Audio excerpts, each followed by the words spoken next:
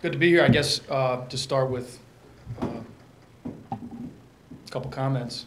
It was nice to get back off the road and watch the Gridiron Dogs do some damage. They're really good at healed some wounds sitting on the couch with the kids.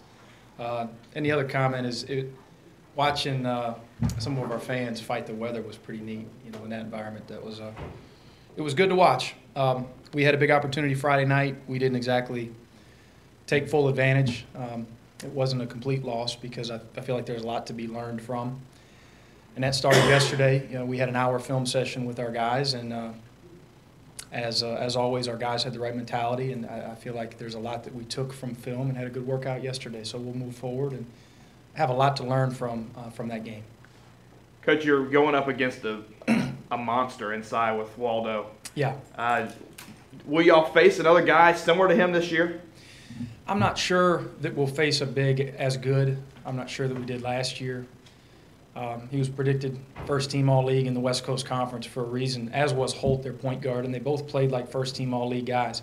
Honestly, they both played like guys that could be on the draft board in time, guys that can make a lot of money. Both really good. You know, starting with Waldo, to go 11 of 13 from the field is unheard of. You know, just shooting layup after layup with his size, and really was a defensive presence, believe it or not, on the perimeter out there hedging ball screens against our guards. It's amazing how he moves his feet carrying 280 pounds. Heck, he could probably play make a lot of money playing football. He was tremendous. He was the biggest difference in the game. Holt would probably be second, a guy who I feel like could probably play at the next level, maybe the highest level as a point guard. Made big-time decisions. We turned him over 14 or 15 times, but in all, he did a really good job, as good as any guard that we faced the last couple of years versus our pressure, especially in the half court late when we were really trying to speed them up. He was as poised as can be, kept finding the big fella for easy baskets, and that with the combination of a couple mishaps, bad decisions in terms of our rotations, along with our inability to convert from the foul line, especially front ends of 1-and-1s, I think were the differences in the game. You talk about the free throw shooting. You make half those misses, and it's a brand new ball game. It is. How do you guys, other than get in the gym and get at the free throw line, how do you resolve it? Oh, I think that's all you can do. You know, I think some coaches probably don't stress it enough, and I've fallen into that, and I think some coaches probably stress it too much and make it a mental game, and I've probably done that. We shot a bunch of them yesterday. We're going to shoot a bunch today. Our guys know the importance of making them and missing them, and how those can be factors in games.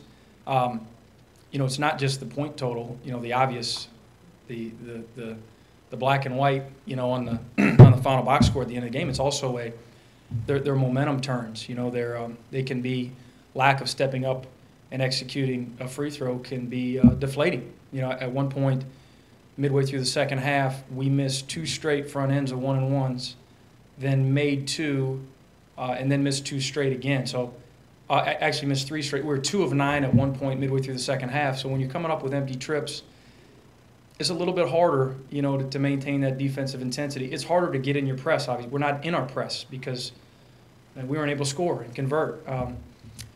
Defensively, you know, it's and on the glass, it's hard to maintain that momentum, that energy level when you're coming up with empty trips. So, you know, it's nerve-wracking for us. We got to find a way to convert from the foul line. It was just one factor, though. You know, if we're better in 2 or 3 other areas, we might be able to get away with it, but not at St. Mary's on the road in a hostile environment on an opening night when they're a team that I expect to go back to the NCAA tournament. They're very, very good. You know, in today's day and age with these secret scrimmages that are unpublished, you don't know who they played. There's no box scores and stats, but the word on the street is they played Arizona and Arizona State and beat them both. And Arizona's potentially a top 5 team in the country. And we had our chances. We did. There's a lot to be learned from. There were some positives. In a month, I'd like to think that we'll be a month better and maybe have a chance to win a game like that. And you wouldn't have shot that many free throws without the rule changes from the NCAA with the 19 team fouls, I think, through 10 minutes through the second half. Does it change the game a lot? It does, you know, but I like to be optimistic about it. I think it helps us offensively if we can convert. You know, Last year, we would have died to get on the foul line that early in a game. I'm not sure it happened. Kane brought up Seattle at home, where we shot that many free throws. It can be a negative if you go there and you're having empty trips. But hopefully, because of our inability to be a physically overpowering team on the interior, the new rules with our ability to drive it with our team speed and quickness, allowing us more free throw opportunities if we can convert, will be a positive for us. Our ability to block shots defensively with our length and athleticism, if we don't just get buried quite as low as we did against their big fella, that should help us as well, but didn't help us in that game. Obviously, it's a different type of team that you're going to face on Wednesday, but what do you think are some of the biggest adjustments you guys want to make after this St. Mary's game going into this game on Wednesday? More than anything, just getting back to basics. I feel like we made some poor decisions offensively with shot selection late first half, midway through the second half. Didn't execute really well overall, which is expected on opening night, but I thought we executed pretty well in our second Division II game, in our second exhibition. Defensively, we made a lot of mental errors, and you can't do that against a team that's as sound and as disciplined and as tough-minded as St. Mary's. They don't make any mistakes, and they make you pay for every little incorrect decision, incorrect rotation, where you're rotating to this guy instead of that guy, despite the fact that we watched it over and over and talked about it over and over for a month. In a game like that, it's magnified. Now we're back at home. As simple as it sounds, we have to get back to making better decisions, being the experienced team that we should be, with 9 upperclassmen, and not having it be about, there's 3,000 rabid fans in here, and this is a huge opportunity for us maybe to have an NCAA tournament type resume, win, and they go on an 8-0 run, and all of a sudden we're doing things that are uncharacteristic of ourselves, of what we work on every day. It's got to be about, the grind, about what we do. We got to be who we are and not get out of that.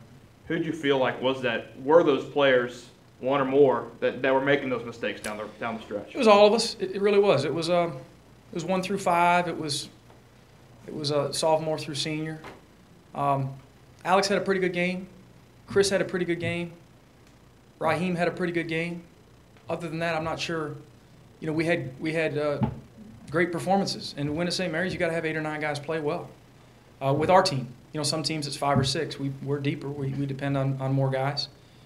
You have to have more of a team effort.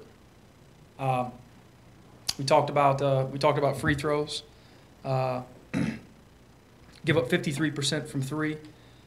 We had 2 free throw line blockouts that really hurt us. We had like a 70-second defensive possession, which I thought just was like the Stanford football game the other night. They just took all the air out of the gym, where we're defending and defending and defending, and you almost get a stop, and you have one guy miss a blockout, and they get a long rebound, and it's a little detail that's a huge detail that leads to another defending of 35 seconds, which leads to a foul, which leads to 2 more free throws for the big fella.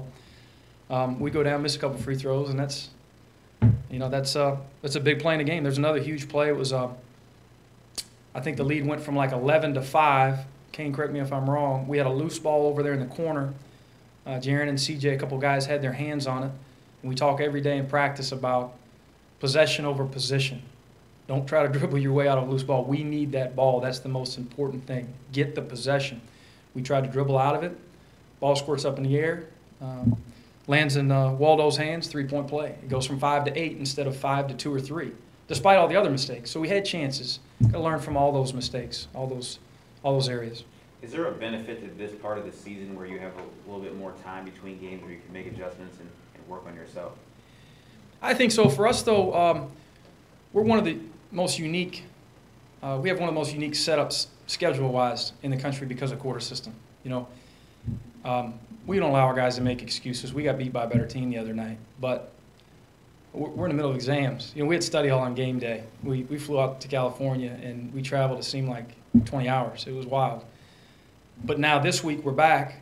Monday, Tuesday, Wednesday, we have papers due. We have we have exams to study for. So I'm not sure today we can do much. Tomorrow we can't reinvent ourselves. We have to just sharpen up on what we do, and then we'll have a break though later on where other teams won't have breaks, where we can really take advantage. Other people's Christmas break, will be our break here when we get out of a couple weeks after exams. How big was Alex fouling out down the stretch? It was pretty. They would have won the game anyway. They were just better, but he could have made it closer. He could have made it interesting. It's really hard to go off the bounce. He's gotten better and better. He's gonna be a really good player here. He's also blocking out well. He's become, with his experience, his maturity. Last year he was a freshman who was talented, and now he's turned into a very good player who's really talented. Not to keep beating a dead horse, but when you look at Isaiah, was he able to help you against that big body? A little bit. I thought he played very physical. He had his hands on 3 or 4 rebounds that he could have gotten. He could have had a really good night. He was close to it. Thought he set some good ball screens for us. He dove hard, had a couple finishes off good passes from Appleby. He's close. He's getting better. We were close to throwing Gibby Talbot out there a couple times just to wrestle with him, but those are split-second decisions that are hard to make in terms of personnel, especially when you're down. And you got a junior like Mike who's helped us win a lot of games, and Mike wasn't necessarily bad. I mean, he gets 5 offensive rebounds, which helped us get extra possessions, altered some shots, blocked some shots. Waldo was just that good, and it's not like Waldo beat Mike Kaiser one-on-one. It's their system. It's spread pick and roll. They pick you apart. They make you defend, and when you make that one mistake, they make you pay. How would you say the focus was going into the game? I thought it was really good. Guys, again, trying to make excuses on study halls and exams and stuff like that, but we've had road games where we've had study hall on game day and played really well. The question of focus, if I was going to err on one side or the other, I would say almost like the game was almost too big. We came out with a lot of fire, a lot of energy. I thought we were really confident. But I think at times we got away from what we do every day because the moment gets so big. We're at St. Mary's. They've just scored 5 straight. Man, I got to go put my head down and do something that's uncharacteristic, of what I've done the last week in practice. Or, the shot goes up and what's my job? I got to go hit this guy. My job is to block out. That's what these coaches tell me to do every day. Well, I didn't go get the last one. I'm going to do something a little bit different this time. I'm just going to sprint to the rim and go get it and lead the break. And you're just thinking about the wrong things. I think when the moment gets too big sometimes, you get away from what you do, and we can't do that. We're not good enough to do that. We have to do our jobs offensively and defensively on every possession. It has to be a good learning experience going forward, though, right? I mean, when you do play some of those same caliber type teams later in the year, it kind of did have that experience. Definitely. We hope to learn a lot from it. I think we did yesterday. That remains to be seen. We'll see how we respond on Wednesday night and moving forward. But if you don't learn from that, then shame on us. But I thought we had a great attitude yesterday. We were able to go at guys. We got a high-character locker room, and guys took it like men, what we had to say to them. And I think we're all on the same page in terms of some of those discipline, maturity-type decisions that need to be improved upon. I think we'll get there.